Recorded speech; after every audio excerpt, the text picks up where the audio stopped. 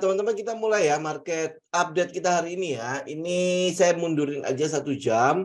Soalnya takut tadi ada kegiatan jadi takut agak macet. Oke ya. Nah, jadi hari ini teman-teman udah lihat ya bahwa market akhirnya turun ya, tetapi di sore hari ini masih diangkat.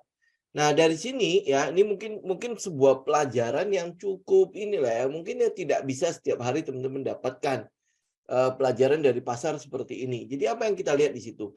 Psikologi marketnya kita pelajari ya, bahwa pada saat seperti apa kita udah mulai bisa merasakan profit taking itu udah harus kita lakukan.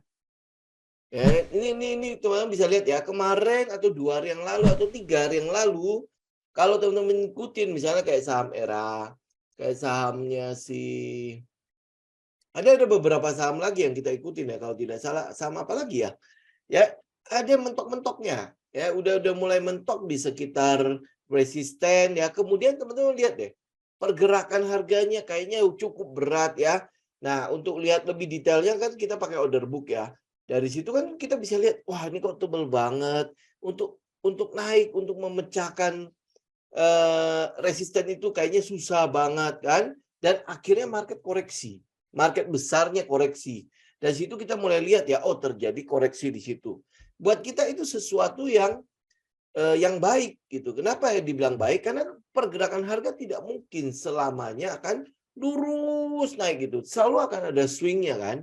Jadi untuk apa? Untuk membiarkan ya dalam tanda petik membiarkan sekelompok orang yang belum mau ikut ke atas tapi udah merasa bahwa cukup gitu loh. Jadi mereka taking profit dulu di situ.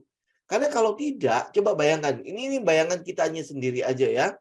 Pada saat lu udah menggenggam keuntungan yang begitu besar, ya kadang-kadang buat ya 20-30% kan buat kita udah gede ya.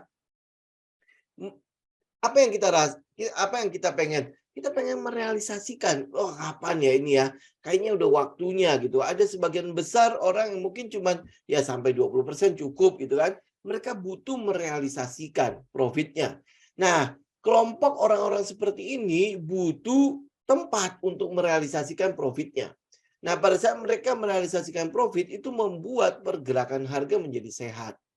Nah, pada saat seperti apa kita akan merasakan bahwa ini kayaknya waktunya profit. Ya, kalau di bahasa teknikalnya itu sering disebut sebagai overbought atau jenuh beli. Ya, jadi udah jenuh lah. Orang kelihatannya lebih ingin melepas dulu saham tersebut untuk merealisasikan profitnya. Baru habis itu setelah dilepas kita tunggu lagi di bawah swing low baru diambil lagi naik ke atas kalau sentimennya masih ada. Ya itu sebuah pelajaran yang tidak setiap hari market akan kasih ke kita. Nah ini mumpung ini masih cukup segar, teman-teman bisa lihat kembali lah ya, apa sih yang mendasari ini secara psikologi ya, secara psikologi ini kayaknya udah mulai ada area-area atau mungkin udah mulai ada kesempatan untuk kita melakukan profit taking kalau teman-teman hanya melakukan swing. Ya, jadi kalau teman-teman lihat ya kayak ERA atau mungkin ada beberapa saham lagi yang ada di atas ya, ada di sekitar resisten. Psikologi market pada hari itu, pada saat itu, mungkin beberapa hari yang lalu, teman-teman juga udah bisa mulai meraba-rabanya lah ya. Nah ini mungkin kurang lebih sama kayak gini nih. Ya pergerakan harganya yang kayak pada saat orang sedang optimis gitu kan. Jadi semua orang memborong saham seakan-akan udah saham nggak mungkin turun lagi. Sampai akhirnya masuk ke dalam tahapan euforia. Ya, ini adalah psikologinya yang Warren Buffett bilang pada saat orang lagi greedy, kita lebih baik fear. Pada saat orang akan mulai mengalami fear nanti, kita akan mulai greedy. Nah, apa yang sedang kita lihat pada market hari ini, euforianya kan cukup menanjak ya. Saya sempat share di grup tele juga fear dan greed-nya indikator dari CNN. Ya, waktu itu kan terlalu optimis sekali kan, bahkan itu udah mau mencapai very optimis. Jadi udah sangat optimis sekali. Jadi saya masih kasih catatan di situ. Ini apa yang bisa kita lihat dari situ ya. Kenapa? Karena mereka udah cukup optimis bahwa S&P 500 sudah break ya, moga-moga dia bisa ikut kayak seperti Hang Seng atau seperti China ya. Tetapi ini saya nggak tahu, teman-teman nanti coba bisa cek ke lapangan juga, bantu kita untuk melakukan survei-survei seperti ini ya. Hari ini saya ngobrol dengan beberapa pengusaha ya. Jadi mereka mengatakan, oh saya pikir pada saat COVID mereka cukup tenggelam ya. Terus habis itu menjelang ini PPKM udah dibuka, mereka harusnya cukup optimis kan? Ternyata tidak loh. Ini yang ada di lapangan. Ternyata tidak. Pada saat COVID, mereka malah berjaya-jayanya. Hebat ya. Mereka malah mendapatkan order yang cukup lumayan gitu di saat orang-orang sedang sedang tiarap gitu loh, terutama untuk pengusaha-pengusaha SMK itu ya. Mereka malah pada saat COVID itu malah omsetnya cukup lumayan. Jadi seakan-akan seperti nggak ada COVID gitu. Waktu COVID ya, waktu lockdown, waktu PPKM ya, itu maka malah berusaha jauh lebih mudah. Nah, sekarang setelah PPKM dilepas, kok omsetnya malah turun. Ya, omsetnya malah jatuh gitu. Nah, saya nggak tahu teman-teman masih ingat nggak zamannya waktu 2018-2019.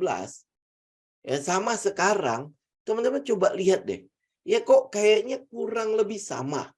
Kalau lu masih punya catatan waktu di 2018-2019, coba lihat kembali catatannya. Atau mungkin tahu teman-teman masih bisa, masih ingat-ingat lah ya.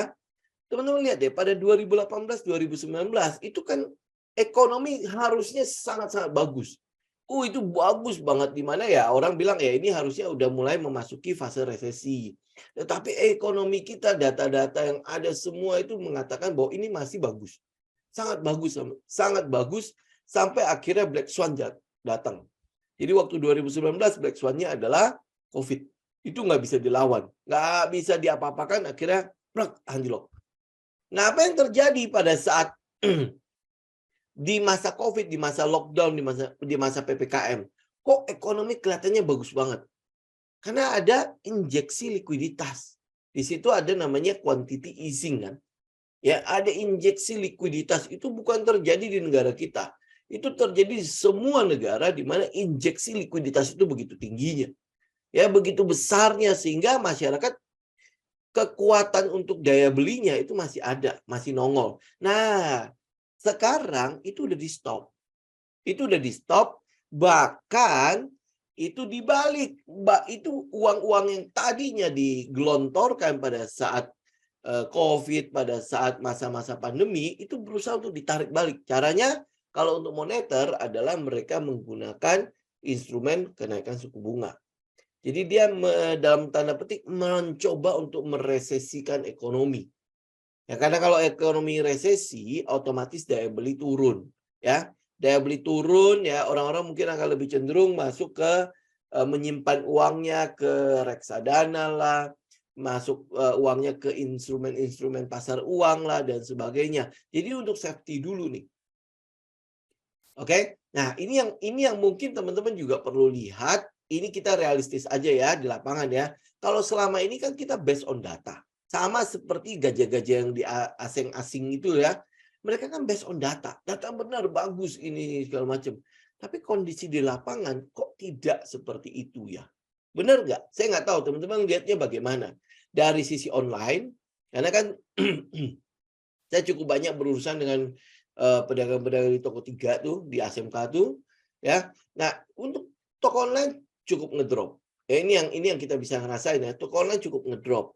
Terus kalau teman-teman lihat kalau di ASMK itu kan ada toko mainan, toko kosmetik, toko yang berhubungan dengan itu ya, apa yang pita, jepitan ya, aksesoris, ATK segala macam. Itu mereka cukup merasakan bahwa ini kok omsetnya ngedrop. Ya, omsetnya ngedrop. Bahkan ini pedagang ASMK ngomong begini, oh dulu nih ya, ini minta maaf ya, dulu lu jual tai aja di sana laku gitu. Ya, jual kotoran aja di sana laku. Tapi hari ini enggak loh. Gitu. Ini kok omsetnya malah ngedrop. Gitu. Ini yang teman-teman juga perlu lihat ya. Saya cuma share aja apa yang saya dapat, apa yang saya sharingkan di lapangan itu kejadiannya seperti itu. Apakah teman-teman yang pengusaha yang lain-lain sepakat nggak dengan hal-hal kayak gitu? Atau jangan-jangan enggak kok, usaha saya bagus-bagus saja. Usaha saya malah setelah COVID kelar ini naik gitu. Oke? Nah, saya mau tambahkan lagi sebuah data bahwa ada data dari PHRI, Perhimpunan Hotel Restoran Indonesia, bahwa setelah pandemi, ini kan udah mau masuk ke endemi nih, banyak restoran yang tutup. Ya, banyak restoran yang tutup, banyak hotel yang dilego. Nah, ini pertanyaannya, sebenarnya data yang disajikan itu dengan di lapangan itu cocok nggak? Atau jangan-jangan ini sebenarnya data yang mencerminkan data di 2022, bukan data di 2023, atau bukan data di hari ini. Jadi ini data kemarin yang belum tentu cocok untuk kita pakai di data hari ini. Ngerti ya? Paham ya? Ya. Nah, ini yang makanya balik lagi ke chart. Ya, balik lagi ke chart. Apa yang kita lihat di chart? Teman-teman masih ingat ya, saya udah men-share ini. Teman-teman bisa lihat ya, chart indeks harga saham gabungan di mandinya. Nah, kalau teman-teman masih mau lihat ulang ini, ya teman-teman bisa lihat ulang di itu ya, di video sebelumnya yang saya share di YouTube. Nah, kita lihat ya polanya kan. Waktu 2018, 2019, indeks apa? Ngebest di atas. Setelah naik ya, kemudian ngebest di atas dan datang COVID. Kemudian anjlok. Gitu kan, ini black swan kan kalau COVID kan. Lu nggak bisa lawan. Nah, keadaan waktu 2018, 2019 itu kan ekonomi lagi bagus-bagusnya, data ekonomi bagus-bagusnya. Memang ada namanya perang dagang. Tetapi waktu itu kita ngelihat bahwa kita kayaknya bisa ngelewatin. Bahkan kita bisa diuntungkan dari perang dagang itu. Tetapi keadaan ekonomi di lapangan itu kita mau usaha apapun kayak mentok gitu loh. Udah nggak bisa gitu diekspansi sampai benar-benar gimana gitu ya, sampai bisa nembus sampai ke mencetak rekor gitu. Nah, itu repotnya kan pada saat 2018 2019. Nah, apa yang terjadi hari ini dari 2020 2022 sampai hari ini kita kan ngebase lagi secara teknikal ya untuk indeks harga saham gabungan gitu. Nah, ini kan sebuah pola. Jadi ini pola ini tolong jangan diabaikan. Kita kan cuma waspada aja ya.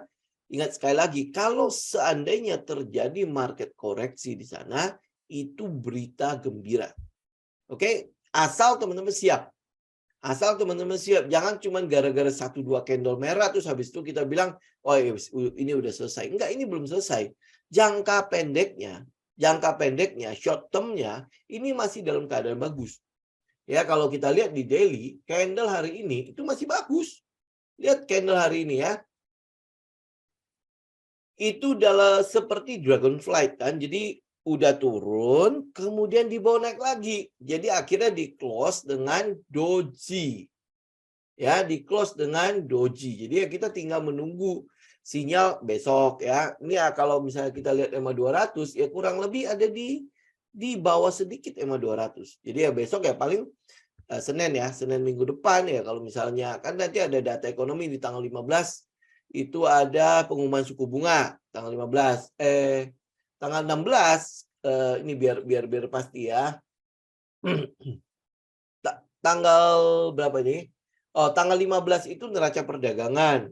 Kemudian tanggal 16 itu adalah pengumuman keputusan suku bunga. Jadi ini dua tanggal ini itu akan terjadi minggu depan. Ya, minggu depan. Jadi pasti pasar akan menanti data ini. Kalau untuk data ekonomi, kalau untuk neraca perdagangan diperkirakan itu turun. Diperkirakan turun ya. Kenapa turun? Ya karena harga komoditas kita memang udah turun kan. Harga batu bara juga udah turun lumayan jauh kan. Itu yang kemarin yang di tahun lalu itu menopang neraca perdagangan kita. Plus ya komoditas-komoditas yang lain. Jadi sangat wajar kalau market itu mulai melihat lebih realistis lah ya. Kita lihat lebih realistis, jadi tidak based on data-data yang disajikan di masa lalu. Ingat ya, setiap laporan keuangan yang keluar, yang mau BCA mencapai laba tertinggi, BRI mencapai laba tertinggi, BMRI laba tertinggi, BNI laba tertinggi, itu justru harusnya menakutkan kita. Apakah 2023 itu bank-bank besar itu masih bisa meraih laba lebih tinggi lagi. Nah, kalau nggak bisa, berarti market akan memprice in dia kan, ya kan? Nah, 4 bank itu saja, itu sudah berapa persen? Itu hampir 9 sampai 8 sampai 9% itu mempengaruhi pergerakan indeks. Bahkan kalau tidak salah lebih besar ya. Ya, jadi kalau misalnya market akan memprice in untuk 2023 yang mungkin tidak akan lebih besar daripada 2022 secara laporan keuangan, itu saja sudah bisa dalam tanda petik memberi tekanan pada indeks. Ya, jadi apakah nanti polanya akan berulang atau enggak, kita tinggal nunggu aja ya. Tetapi secara short term ini itu market masih cukup bagus lah, masih dalam keadaan cukup bagus. Jadi kita tinggal ikutin. Apalagi saham-saham yang kita pilih itu kan rata-rata udah di dalam keadaan low risk. Penurunan indeks hari ini plus dibandingkan dengan saham-saham yang kita pilih itu kan turunnya nggak anjlok sampai jebret ARB kan, tidak kan. Ya, kecuali memang yang untuk saham-saham retail memang kita udah memperkirakan akan ada profit taking di sana. Tapi itu pun sore hari juga masih balik lagi. Jadi menyisakan shadow. Nah, apa yang kita lakukan ya mungkin masih dalam trading minggu depan saja ya. Minggu depan kita masih akan menunggu adalah keputusan suku bunga sama neraca perdagangan.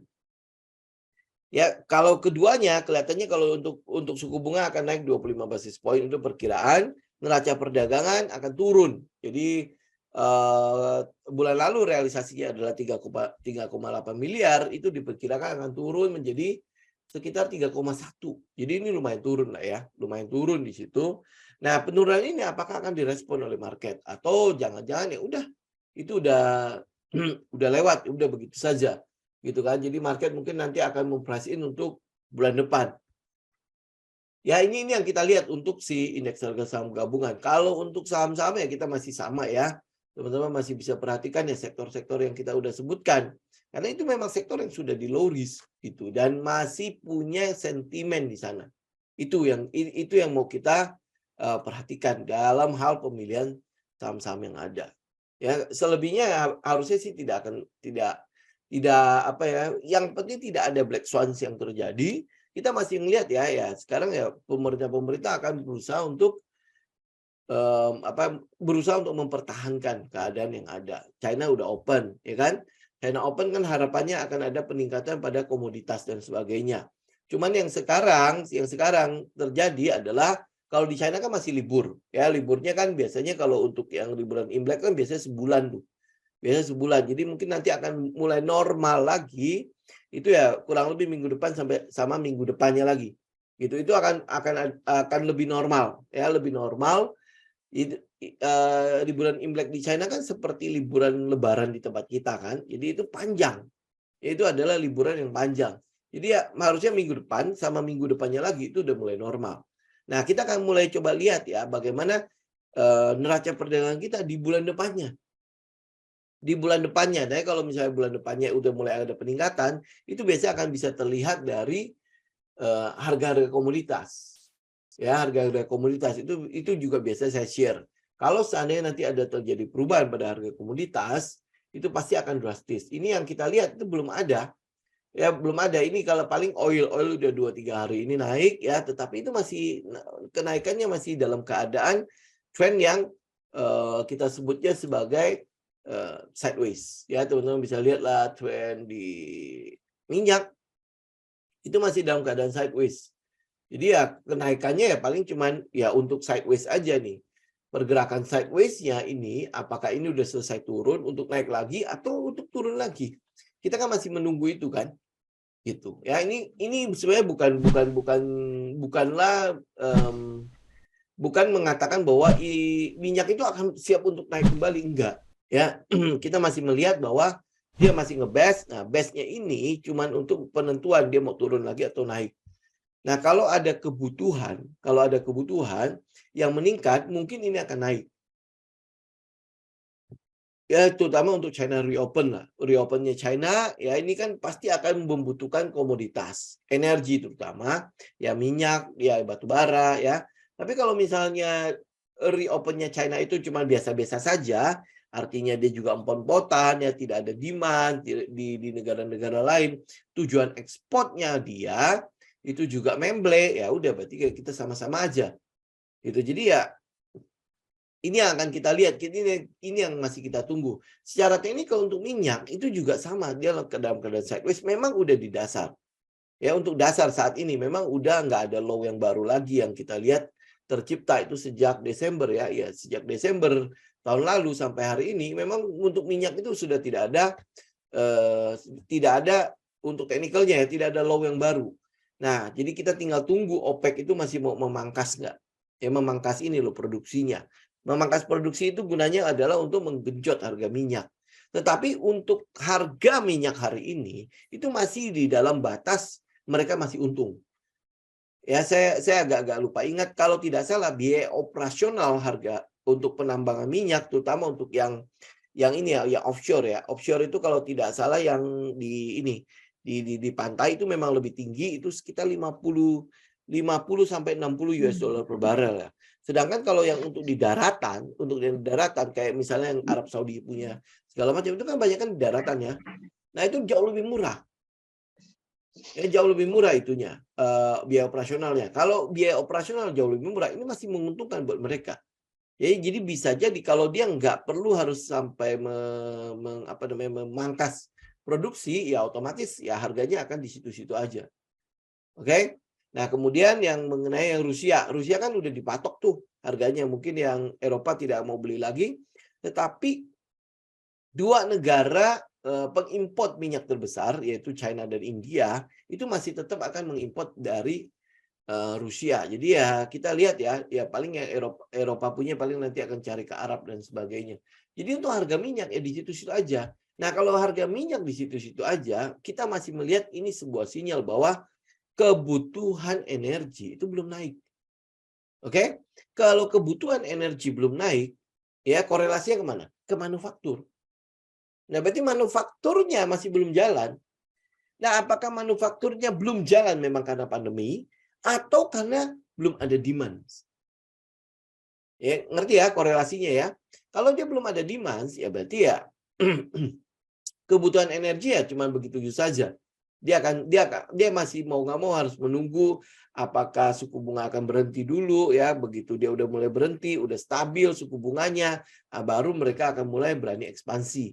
Tapi kalau suku bunga masih terus naik, ya mungkin ya dunia usaha juga masih akan ngerem. Kenapa dia ngerem? Karena suku bunga kredit pasti naik.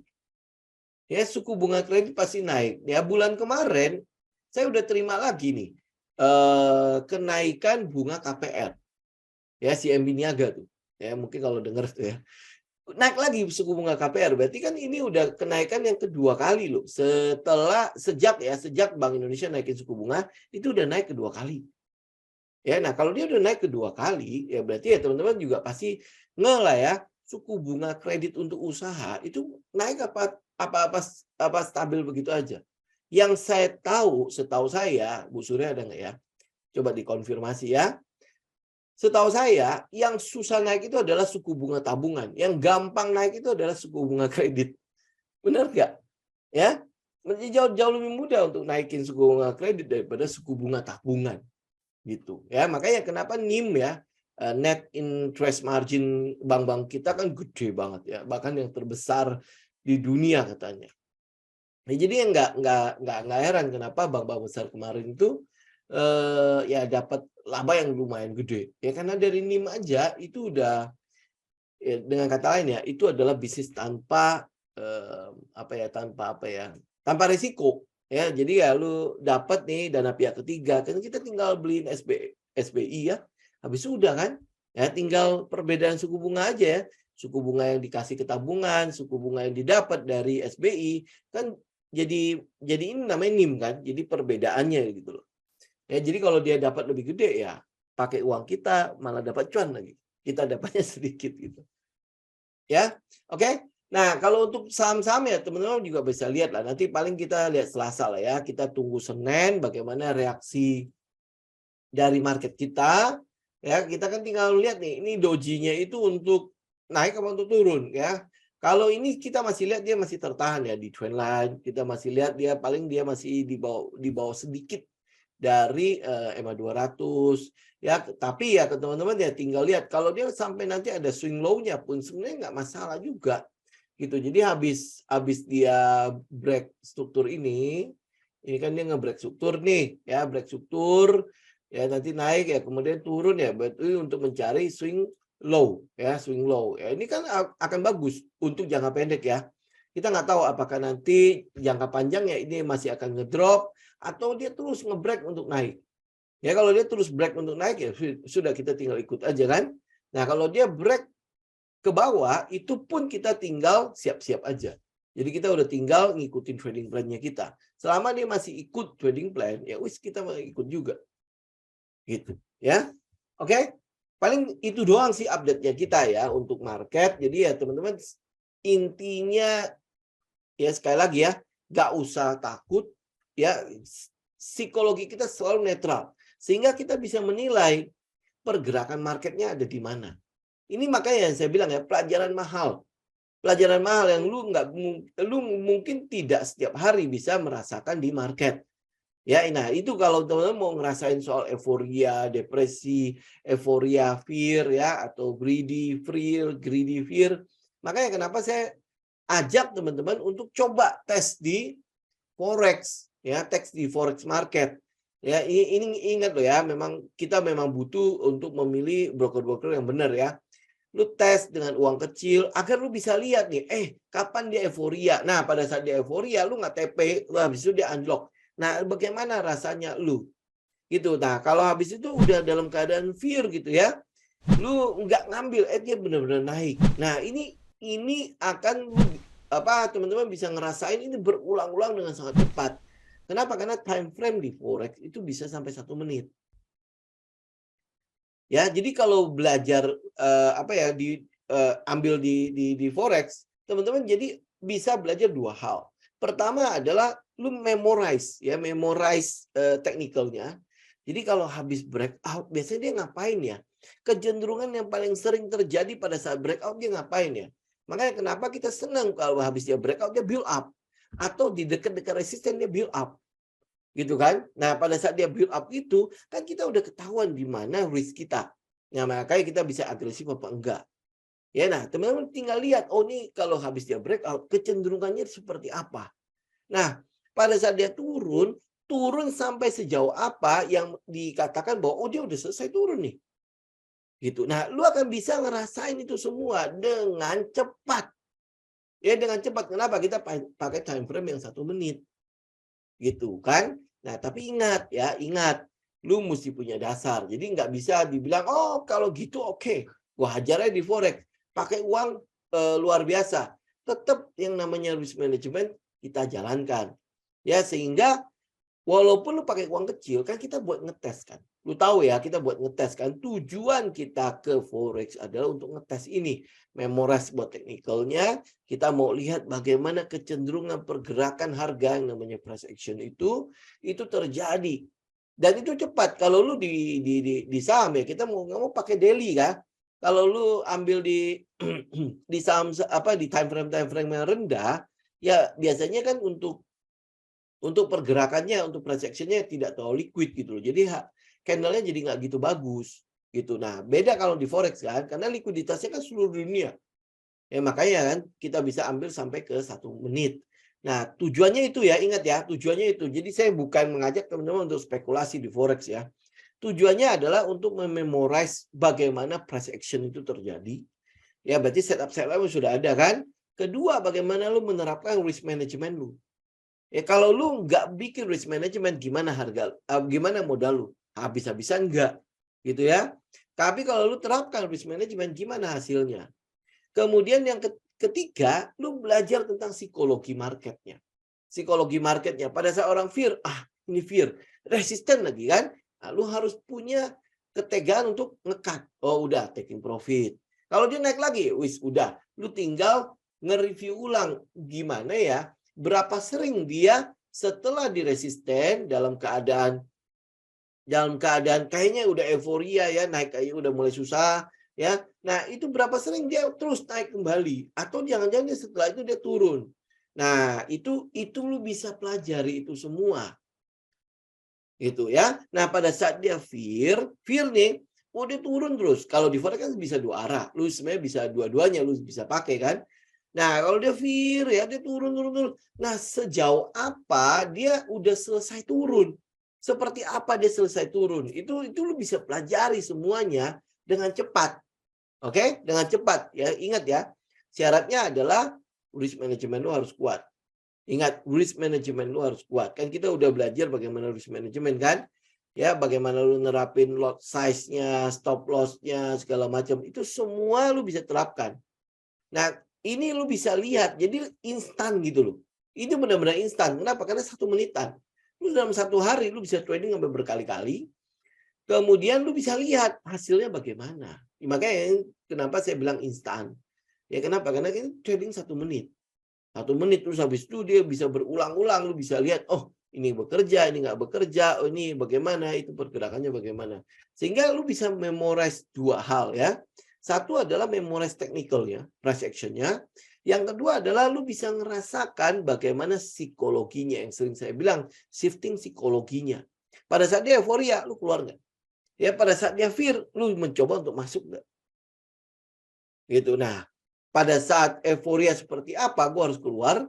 Pada saat fear seperti apa, gue harus ngambil. Gitu, ya. Ini yang teman-teman harus. Jadi pelajaran ini mungkin tidak akan bisa teman-teman dapatkan di mana aja ya. Tetapi dari market lalu belajar gitu. Dari market inilah akhirnya lu ya.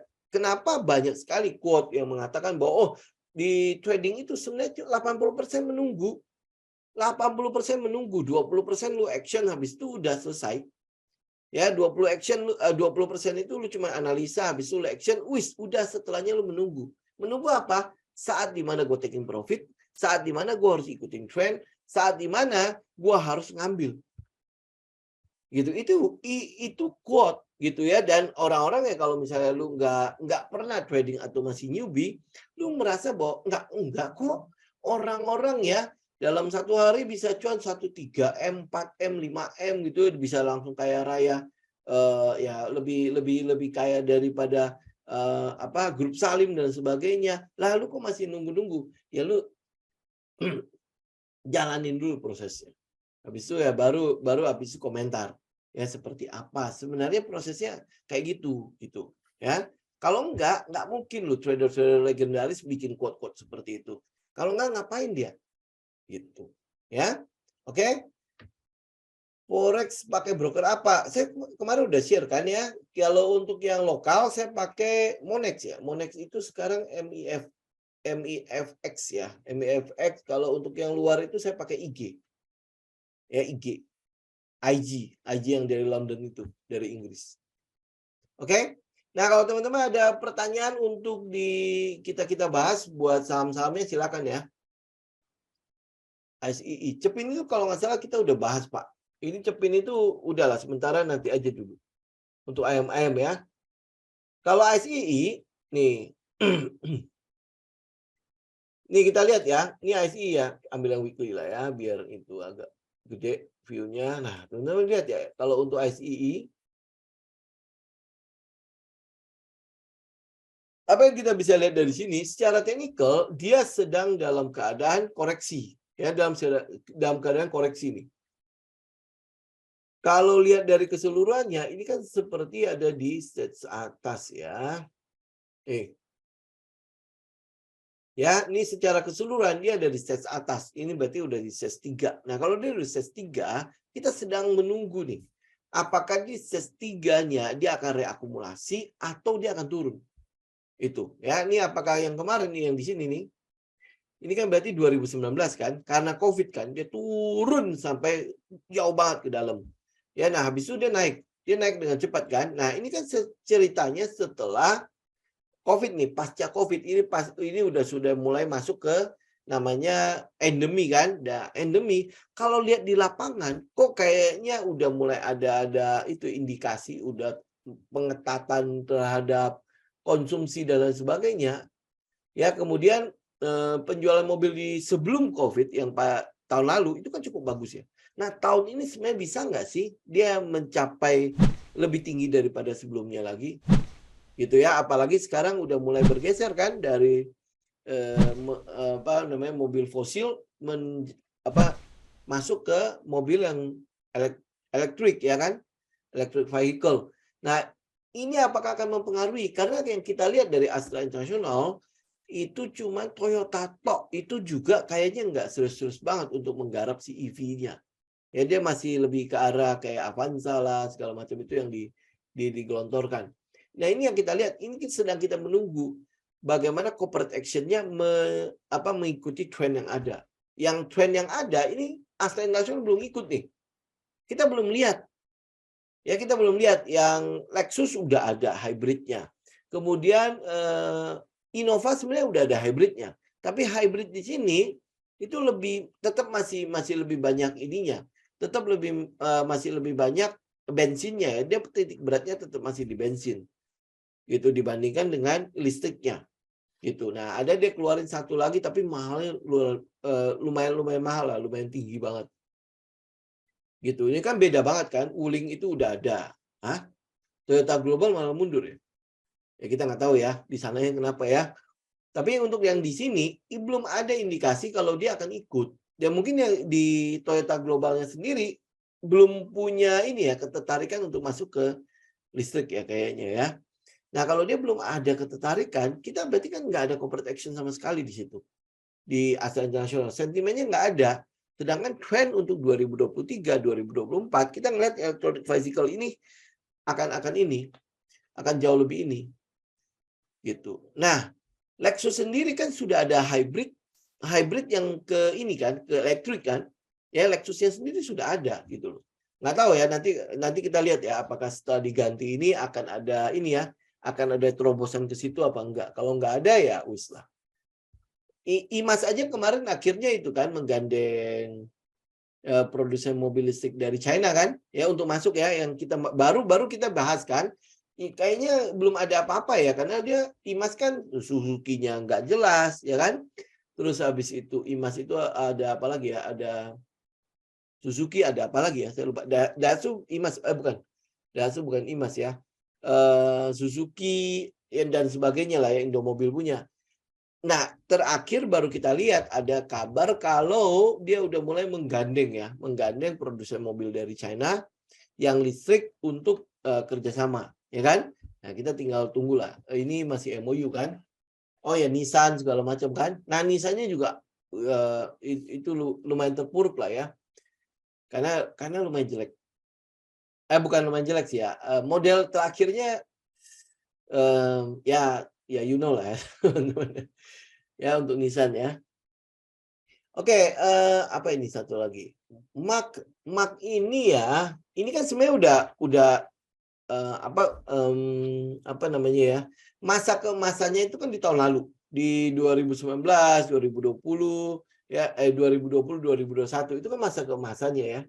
Ya, 2020, 2021 itu adalah masa keemasannya. Pada saat itu di mana dunia itu kan butuh yang namanya sarung tangan ya sarung tangan tetapi Simak itu bukan produsen sarung tangan loh ya dia memproduksi ininya loh apa itu mal untuk bikin sarung tangannya jadi replika tangannya itu yang dia bikin tuh ya dan ini nggak terlalu banyak di ASEAN itu di Asia malah ya itu Mark adalah salah satunya nah itu dia kebanjiran order apakah ordernya masih bisa berulang ya udah pasti enggak. Jadi ini sekarang lagi menuju ke titik keseimbangan yang barunya untuk Simaknya sendiri. Gitu. Jadi kalau masa itunya sudah lewat. Ya, jadi masa dia jaya-jayanya sampai ini kan kontraknya itu lu kalau mau pesan yang itu mallnya itu mesti kontrak berapa bulan ke depan. Masih ingat ya? Itu adalah si Simak. Kalau sekarang mah udahlah. Itu udah lewat. Itu sama seperti kayak batu bara lah. Kita nunggu lagi satu siklus lagi. Siklus yang kemarin kan 2017 ya, 2016 sampai 2017 tuh. Ya, nah, terus habis itu berulang lagi di 2021, 2022. Nah, setelahnya ya nanti akan ada siklus baru lagi untuk si batu bara mungkin nanti ya, atau nanti benar-benar dia udah tenggelam karena udah mulai ke bagian EBT kan. Ya, energi baru dan terbarukan gitu. Itu adalah sebuah siklus. Makanya kalau untuk memilih saham, kita nggak perlu apa ya, mmm, pilihlah yang ada, hukumnya kan cuma itu yang supply demand kan, pilihnya yang ada demand. Bagaimana cara kita melihat demand-nya? Berarti ada trend-nya. Ya kalau enggak uangnya nggak akan masuk ke sektor itu. Ya kan? Yang udah kita bahas kan dari sebelum-sebelumnya tuh. Itu adalah demand. Ya demand ini yang kita cari. Uang ini loh, uangnya itu ngalirnya kemana? Gitu di tahun ini 2023 kita ngeliat uangnya kan ngalirnya ke arah yang itu electronic vehicle terus habis itu ke arah infrastruktur ya, infrastruktur terutama untuk konstruksi, itu kan uangnya gitu. Jadi ya teman-teman ya ini yang mesti teman-teman cari. Nah, sedangkan kalau Mak, lu lihat nggak sekarang uangnya ada nggak di sini? Makanya masa kemasannya udah lewat. Nah, kalau masa kemasannya sudah lewat, ya wis jangan di situ lagi. Nah, sama halnya dengan pelayaran. Pelayaran di tahun 2019, 2020, 2021, kenapa bagus? Karena memang terjadi yang namanya broken supply chains. Ya, supply chains yang broken. Di mana lu lihat sendiri kan, kita kekurangan kontainer. Jadi kita kirim terus, tapi nggak ada yang import. Ya, jadi kita lihat kekurangan kontainer. Belum lagi antrian kapal-kapalnya itu loh. Antrian kapal kan, udah dikirim, di sono ngantri. Ya, di sono ngantri. China kadang-kadang lockdown, habis itu kapal nggak bisa bersandar. Masih ingat nggak? Kayak gitu ya. Nah, kemudian booming komoditas di Indonesia sendiri. Jadi kapal ini, perusahaan pelayaran itu kelabakan dapat order. Nah, itu uang. Tapi itu pun sudah lewat. Kalau dibilang supply chain-nya masih terganggu nggak? Ya udah enggak. Ya, karena kan demand-nya kan udah mulai turun. Nah, demand turun, supply-nya udah nyusul. Jadi udah ketemu di tengah. Gitu ya. Maka dari itu kenapa kita selalu melihat trend. Kenapa? Karena kita butuh mencari demand-nya. Kita butuh mencari uangnya di mana nih. Ya, uangnya ngalirnya kemana. Nah, untuk kita bisa masuk entry apa enggak, ya kita lihat technical. Ya, makanya technical itu menjadi satu ukuran buat kita trader. Ini udah boleh masuk. Ya, ini misalnya kayak ERA, kayak S. Kita masuk kenapa? Karena memang dia udah bottom kan. Nah, ini sedang mencari satu titik namanya automatic rally kan, AR kan. Nah, kemudian nanti akan ada secondary test. Ya, bahkan nanti akan ada tes sekali lagi. Nah, baru dia akan mulai berakhir. Tapi apakah sentimen lebaran, sentimen puasa, ini akan menggenjot nggak dia? Kalau dia iya, dia akan menggenjot, maka di situ ada sebuah peluang buat kita. Jadi setelah air kan ada UT kan, ada uptrust kan. Nah, ini mungkin nanti akan ada sekali lagi. Itu buat swing dulu kita. Gitu. Nah, nanti setelah lebaran, apakah tetap terjadi perbaikan? Atau jangan-jangan anjlok? Nah, kalau dia anjlok, itu namanya spring. Itu namanya spring. Nah, setelah terjadi resesi kan selalu ya namanya habis badai pasti ada pelangi kan. Nah, itu yang mau kita tunggu. Tetapi pada saat badai itu terjadi, yang kita incar pertama apa? Ya trennya. Uang yang ngalirnya itu kemana dulu. Jadi yang big cap itu kita ambil dulu. Ya kan? Nah, big cap udah kembali lagi harganya. Ah, kita lepas itu baru kita mulai incar lagi yang lain. Gitu, yang ke Scanliner lah dan lain-lainnya. Ya, jadi ya teman-teman tinggal siap-siap aja, tinggal waspada aja. Kalau dia terjadi collapse, kalau dia terjadi breakdown, kita siap. Kalau dia terus naik, kita juga siap gitu. Kita ikut apa kata market. Ya, jadi jangan mengikuti apa kata kita. Ya, kita objektif ikut kata market. Jadi kalau market bilang dia akan naik terus, ya sudah kita ikut naik terus. Karena tempat salah dan dosa kan kita ya. Ya kan? Market always right kan? Jadi ya kalau market udah bilang begini ya sudah kita ikut begitu. Jadi nggak perlu dilawan. Oke? Jadi kurang lebih gitu ya. Tadi apa yang Mark ya. Jadi artinya ya kita lihat uangnya masih ada di situ enggak. Kalau uangnya udah nggak ada ya nggak usah lihat teknikalnya juga. Gitu. Ya teknikalnya ya pasti tidak menarik. Ini kayak contoh kayak Mark itu pasti udah tidak menarik sekali kan. Gitu. Oke, ada lagi teman-teman? Oke. Nah, oke, ini mungkin sekalian pengumuman ya, teman-teman ya, untuk nanti karena ini kan udah endemi ya, udah PPKM udah nggak ada, kita mulai kopdar lagi. Jadi udah benar kopi darat ya. Hasil survei kemarin, hasil polling kemarin, itu kita putuskan untuk kopdar pertama kita akan kita adakan di Jakarta. Ya, akan kita adakan di Jakarta. Jadi tempat sama tanggalnya akan saya susulkan ya. Mungkin nggak akan terlalu besar-besar banget. Ya karena kan paling ya kita kopdar kan paling untuk itu ya, untuk mempertajam teknikal-teknikal yang sudah kita pelajari sebelumnya, sekaligus kenalan lah. Ini tatap muka kan selama ini kan cuman online-online doang kan ya. Ya jadi ya nanti mau siapa tahu ke depannya kita bisa saling berkolaborasi untuk berbisnis dan sebagainya kan bisa kan, ya kan?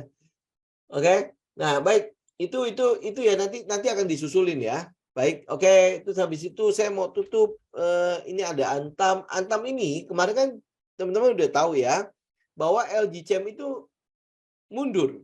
Ya, mundur. Ini nggak tahu ya kepastian mundur apa enggak atau sebenarnya cuman kayak konfirmasi teknikal gitu loh, pullback. Nanti tiba-tiba keluar berita tidak jadi mundur.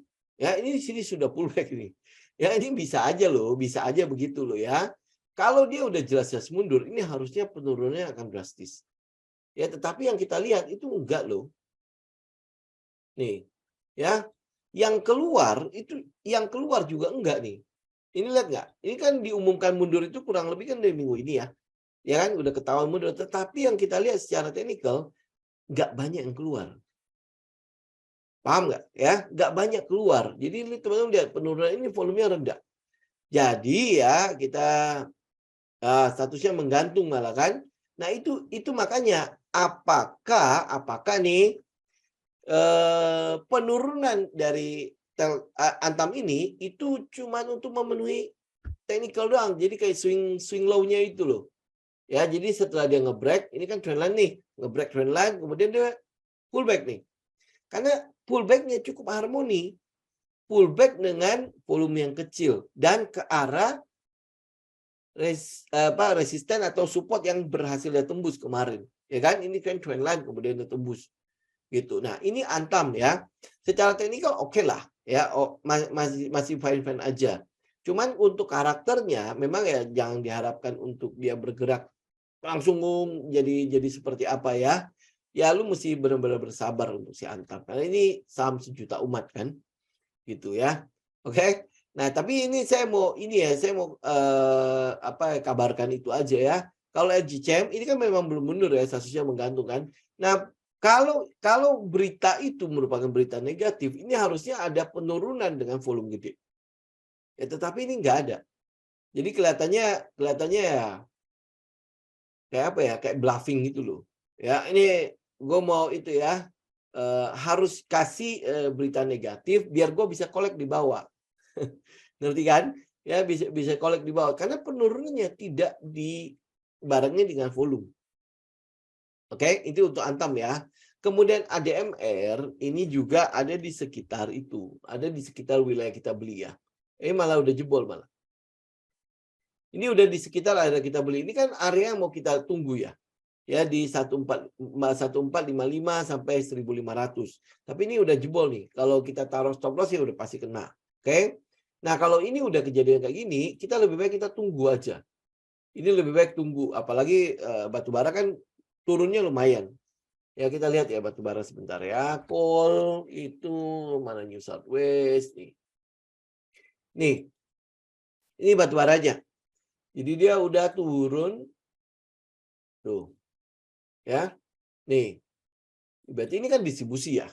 Ya, ini kan saya masih tanya kan distribusi atau reakumulasi. Nah, ini kan udah jebol.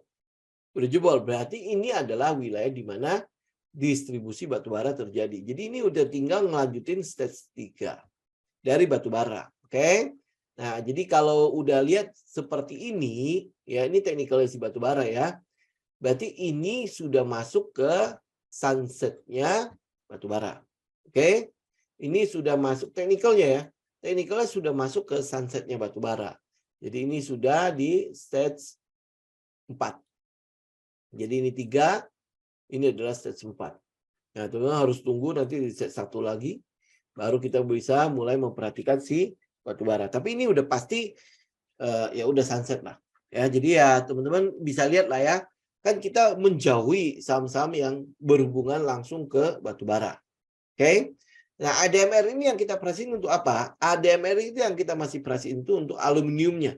Kan kita udah tahu ya bahwa si ADMR ini sudah kerjasama atau MOU dengan si Hyundai.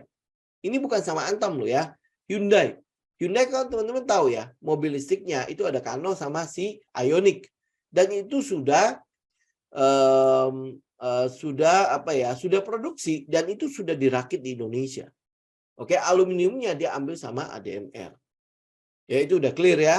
Itu udah clear. Jadi itu yang kita perhatiin. Nah, sekarang titik masuknya kebetulan target pertama kita sebenarnya udah capai. Tapi kalau teman-teman lihat dari pergerakannya, ini kelihatannya dia masih berpotensi untuk turun lagi.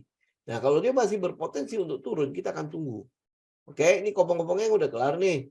Berarti kalau dia masih berpotensi untuk turun, ini berarti masih akan ada potensi turun sampai ke sini nih. Nah, ini adalah target selanjutnya kita nanti. Berarti kemana? Ke 1100 sampai ke 1200. Oke, 1100 sampai 1200. Dengan penurunan batu bara, harusnya dia akan mulai kena lah untuk laporan keuangannya. Jadi teman-teman masih bisa lihat penurunannya masih akan turun lagi. Jadi kalau saya ukur dengan Vibo, bentar ya, mana ujungnya? Oh, ini dia. Nah, jadi harga diskonnya di mana? Harga diskonnya adalah di bawahnya 1570. Itu sebenarnya udah wilayah diskon. Ya, ini udah disebut sebagai wilayah diskon nih. Diskon, oke? Jadi ada beberapa yang bisa kita lihat. Satu di sini di 1100 sampai 1200.